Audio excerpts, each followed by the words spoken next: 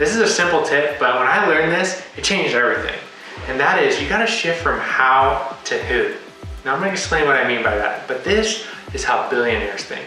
If you learn this one thing, you can grow like crazy. You can make way more money. Now I used to do this all the time. I would be like, I wanna do everything. I wanna learn how. I want to do Facebook ads. So I take a Facebook ad course and I dive into Facebook ads for hours and hours and I try and learn it.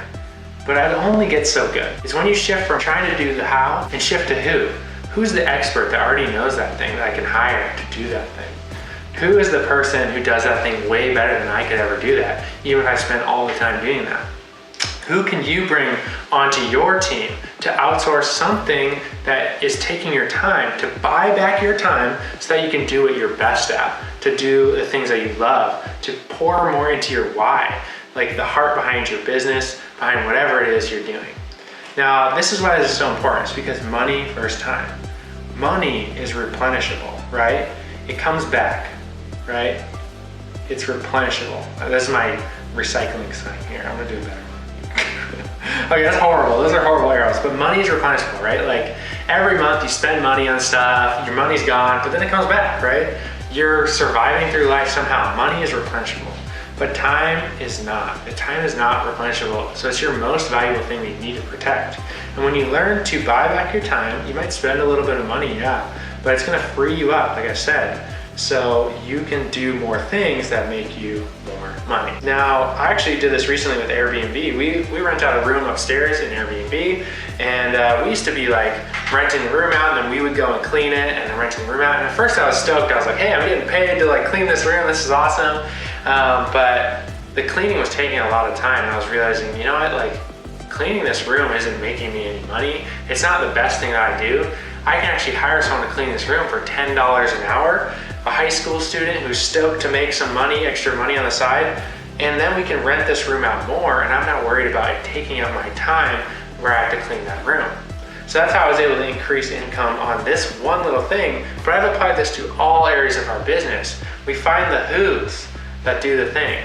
Now, if you want to do this, if you want to increase your income, there's one action step you need to take right now, and this is you need to make a list. And this is going to be called your not to do list. Write out a list of things you don't want to do. Maybe these are things in your business that take up a lot of your time. Maybe these are things that you could pay someone minimum wage to do. What are those busy tasks that you can outsource to someone else? Find who's for your to-dos. I heard that in a podcast recently, and it just was like, yes, that's so awesome. And it took me so long to learn this. I don't know why it took me so long to learn this in business, but I wanted to scale. I wanted to do more of what I love. And when you define like, what's your number one thing that you're really good at? What's the number one thing that's like a money-making thing in your business that brings the most income, that gets you new clients, that gives impact, that gives value to people? What's that number one thing? And how can you outsource? How can you find who's for all your to-dos?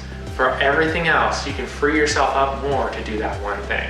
So if this encouraged you today, I want you to share this video. Share this with someone. I know it's really hard to outsource. It's really hard to release that control, but I promise you, start small. Start with a task that's like a really busy task that you would just be so thankful for when you outsource that.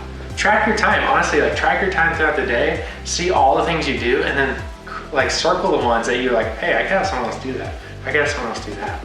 And start tackling those things one by one, and soon you're gonna be freed up to make way more money. So again, this is how to do less and make more. If you wanna do that, I want you to comment below, tell me how you're gonna take action on this, and share this video with a friend. I'll talk to you guys soon.